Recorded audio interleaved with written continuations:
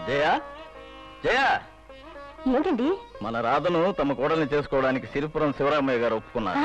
రేపు పెళ్లి చూపులకు వస్తున్నారు. శుభవార్త రాధకు కూడా చెప్పాలి. రాధా రాధా, ఇవాళ శుక్రవారం కదండి, గుడికి వెళ్ళింది. దైవ ప్రసాదం కళ్ళకద్దుకుని మరీ తినండి.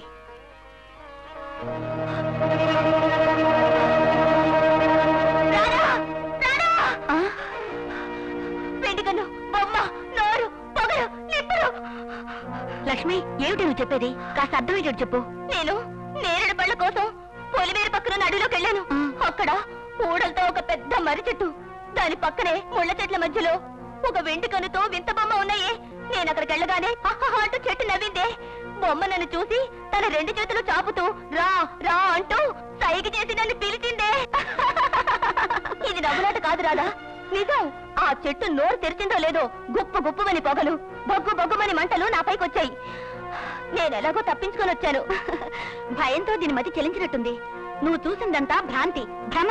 లేదు లేదు, ఇది నా కళ్ళ ముందు జరిగిన సత్యం.